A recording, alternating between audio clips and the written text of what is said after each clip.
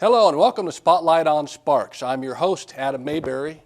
Today we take you on a tour of the city's Parks and Recreation Department, beginning with a look at the top 5 most popular parks in the entire city. 4, 3, 2, 1!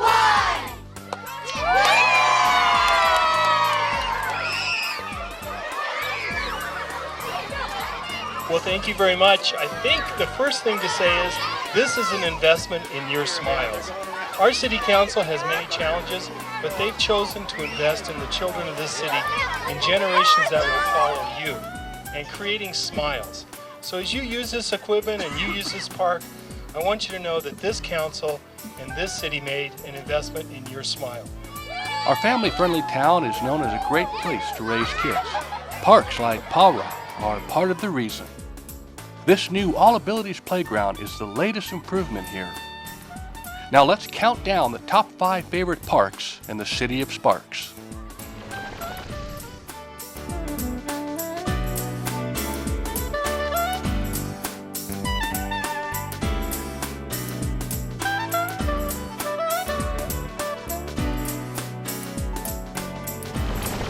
Our visit with the city's Parks and Recreation Department continues with a look at the most popular sports facilities.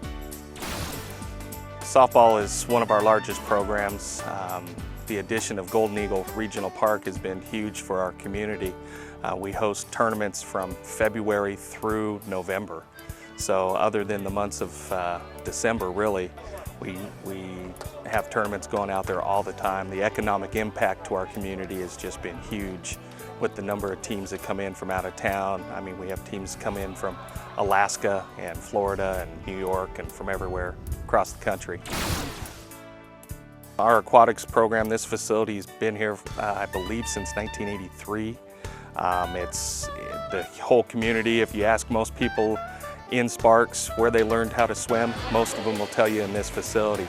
It's great being here as long as I have, seeing kids that were brought up in our swim programs. Now their kids are in our swim programs, and we have it from infants all the way up to seniors, adult swim lessons. We have swim teams. We have the swim lessons, water aerobics, senior water aerobics.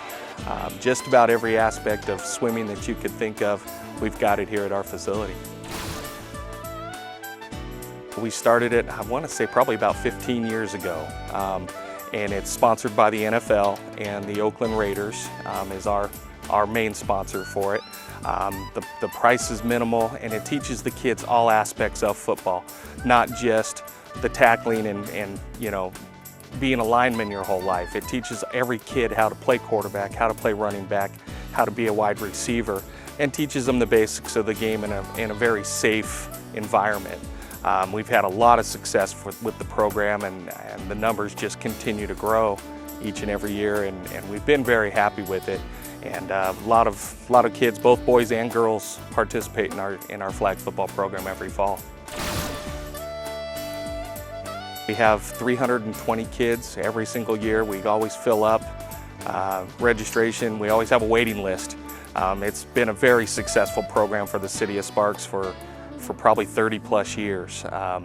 Kids, again, another program that all these kids have grown up playing, and now they're coaching their kids playing in the same program.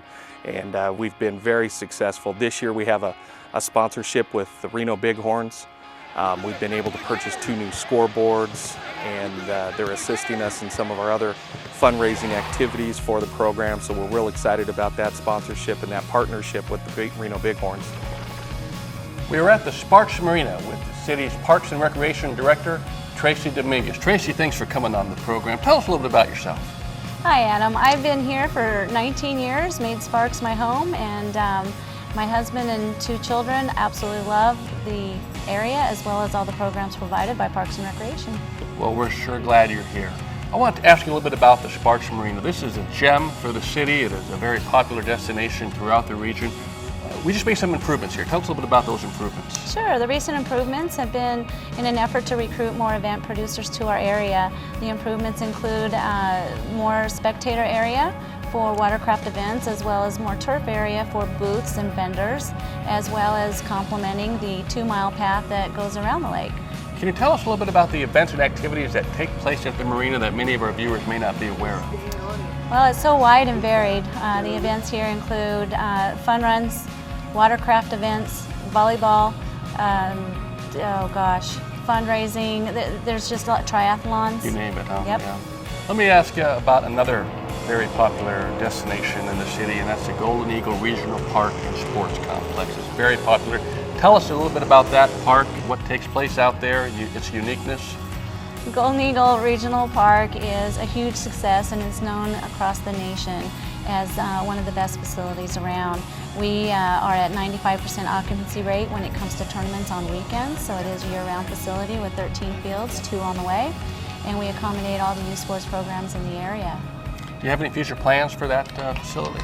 Future plans, we're trying to get the public input right now, but possibilities are more turf fields without lights, for example, because we just need more daytime practice, and we need trails and possibly a dog park. I know there's a restaurant out there as well, so it is very popular indeed. Let me ask you a little bit about what the city is doing to earn its branding as a place where there's always something going on in terms of all the special events. That's what makes Sparks unique. What can you tell us about your role? Well, our role as a Parks and Recreation Department is very big. We just hired Francine Burge, who is a supervisor of special events, and our goal is to recruit versus produce. That's our biggest shift right now. And I'm always amazed at how many recreational activities and events and things you have going on in your department, the volunteers you have, the staff, the dedicated staff that supports your efforts. It's an amazing piece. Tell us what some of the unique programs are and where people can find more information about those events and activities. We have very well established programs. We have Leisure Without Limits for people with disabilities, which is real key, I think, to our community. We have senior programming as well as Dig It volleyball program that people might not be aware of for the girls in our community, as well as Just for Kicks, which is soccer for little kids. Where can they get more information? More information is always available at sparksrec.com. Yeah. Tracy, thank you so much for your service and for coming on the program. Thank you, Adam. It's certainly all happening here at the Parks Department. Now let's check out the hangouts. City community centers offer fun for everyone in Sparks. At the Larry D. Johnson Community Center, we have a variety of activities. The facility is home to the club, which is a teen center for middle and high school kids. It's run by the Boys and Girls Club together with the City of Sparks upstairs here, and there's all kinds of activities for middle and high school kids there. We have other classes that come through the facility, art classes, reservable rooms for meetings on the weekends. We have traffic school in here and just other kinds of different things that community classes. That for this facility, right now we offer a yoga class, we have art class, we have in the summertime we have a playground program that operates out in our playground here. Anybody can come to go to the club. You have to be a member of the Boys and Girls Club, which is at low or no cost, and it's an annual membership rate, and you can drop in anytime after that. Golden Eagle it's a gem. It's one of the nicest complexes in the entire United States. One of the players, Brett Helmer, that plays on the USA national team, has played at our complex twice, and he's played everywhere you could think of, even at the National Stadium for ASA, and he considers Golden Eagle the nicest complex he's ever played at. By now, you know of all the sports, parks, and community centers to visit. But did you know that the Sparks Parks Department can also take care of the children and seniors in your family? Sparks makes family care affordable.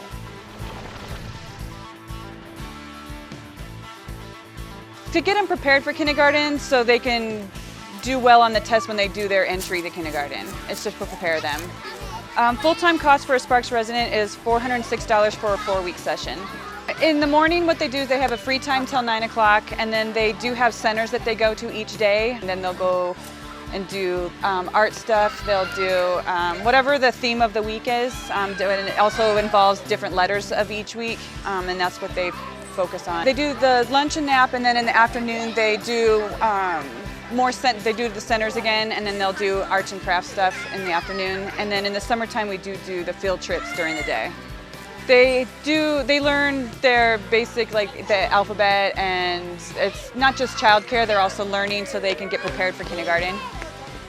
It's all City of Sparks employees, and we are licensed through Washoe County Social Services, so all of them are CPR and first aid certified. We offer a Kid Connection program before and after school at several elementary schools in Sparks. Generally about 2 hours before school starts in the morning and about 3 hours in the after school. For kids, it's a place for the kids to come get some homework done, do some recreation activities, play with their friends. It's great for the parents. It provides opportunity for working parents to have a place for their kids to go. It's directly, in the multipurpose room or at the schools, so it's convenient for the parents. It runs on all school days, and we accommodate early out on Wednesdays and during conference weeks. We're at Jesse Hall, and the parents of the kids, that attend this elementary school are here. We have 14 elementary schools in Sparks that we are at, so it's a good majority of the schools in Sparks. On a daily basis, we have somewhere in the neighborhood of about 500 families at any given time in Sparks. That's a combined number at all of our schools. The cost for the before school program, we have two rates. An early payment discounted rate is $5 a day for before school, and it's $8.75 per day for after school. And then there's the regular rates are more expensive. The after school is $12.25 a day and the before school is $7 a day. The staff are hired through the City Parks and Recreation Department. Most of the staff are high school and college students.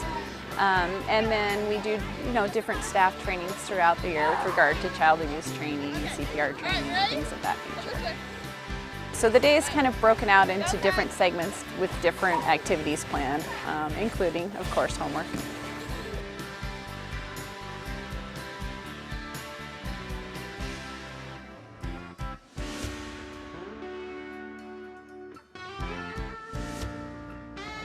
Special events make Sparks special. It's one offering just about everyone enjoys. It's part of the Parks and Recreation Department's job to recruit all those events, drawing the food, festivals, and fun that make Sparks a tourist destination. Selling the city as the premier location for their next event. Landing these contracts means regional tourism and regional money flowing into the local economy. This tour succeeded in bringing beach volleyball to the Sparks Marina. We only do 7 tour stops a year, and this is the HydroTurf IJSBA National Tour, so it's kind of a big deal to bring it to a city like Sparks, Nevada. We're happy to be here, and I got to tell you, the Sparks Marine Park, this is an incredible facility here. This Marina Park is a great place to hang out, wonderful facility for racing, and everybody here has been really good to us and been a lot of help. Every new event the city signs is good for the city's brand. It's happening here. But it's a great thing for families to get out here and enjoy what they're doing. And Sparks has come a long way over the years, and I really enjoy what they've done. This is actually the first time I've been to the marina, and I'm very pleased with it. I think it would be an experience that I would come back and do again. Maybe do some water sports or hang out on the beach. Good for the local economy and good fun for our families. I had the opportunity to sit down and chat with Councilman Ron Schmidt. Councilman Schmidt is one of the longest serving members of the Sparks City Council today. You are originally from a small town in Georgia. What brought you to the city of Sparks to live and to serve? Well, as you said, I was born in a small town in Georgia. I lived there for a total of 2 weeks before I moved to Florida. My family moved to Florida. And my father's lived all over the country. We moved all over the country. He was in the military, so we moved around. In 1996, I closed up my business in Southern California, and it was time to follow our dreams, take my family, my wife and 2 children up north to northern Nevada. And Reno and Lake Tahoe is where I've always wanted to live in my adult life. I love it in northern Nevada. And so I moved to Sparks. In 1996, we moved up here in Sparks and enjoyed it ever since then. And you are formerly a small business owner. Yeah. Can you tell us a little bit about your Formerly business? And still am. I've owned several construction companies since 1984. I opened my first construction business in Southern California. Today I'm an independent business consultant. I work with companies in financial consulting for their business. Now, for more than a decade, you've been serving on the Sparks City Council. Correct. It's 12 years now. 12 years. What can you tell us in those 12 years that have been some of your key accomplishments? Well, boy, that's a great question, Adam. There's two things that I can point to that I really have very proud of. The day that I came into office in 2001, our ending fund balance in the city of Sparks was about $300,000. And that sounds like a lot of money, but for a $30 million business to have $300,000 in the bank, couldn't even make payroll without all of our revenues coming in. We had to have line of credits to go ahead and pay our bills because the cash flow just wasn't there. Sat down and looked at that immediately, said this is not a good business strategy. And over the course of the last 12 years, have been able to institute financial policies for the city of Sparks. So today we have one of the highest percentage healthiest fund balances in the entire state of Nevada. We exceed our state mandated limits for that. We've been able to institute, rainy day funds. Things are going to help us in the future, and I think that's a great accomplishment. I know it's taken a long time. We had our good times, we've had our bad times during those 12 years. But the best ending fund balance is our last one. We're just ending up in 2012. We have a very, very healthy fund balance, and that's great for the city. That helps us in our future of the city. Also helps us in case we have another downturn, economic downturn. And I'm very, very proud of that. I think that's something, that's our job, is to be good stewards of taxpayers' money, and I think we've been able to do that. The second that I think is a great accomplishment it will be a lifelong tribute to the city of Sparks, and I think that's the Legends Shopping Center. I think the shopping center is a timeless center. It has some wonderful, over $20 million worth of artwork inside the shopping center. And it's a place people go for our community to meet and greet. It's now a place to stop on the freeway for people. Say, yeah, I know where Sparks is at. Sparks is on the map, Shields Sporting Goods Store and the Legends Shopping Center. When that is finished in 10 years or so, that's going to be a timeless piece for the city of Sparks to be proud of. Indeed, it certainly has become an attraction and will be even more so as it completely builds itself out. What would you want people to know about the city of Sparks that may not live in the city but live in the region or live outside our borders? I think some of the things I want people to know is that we are a great city to live, a great community. We have a great quality of life here, has stable government. We have a very good business environment for business to come here. We have a great family park and rec system.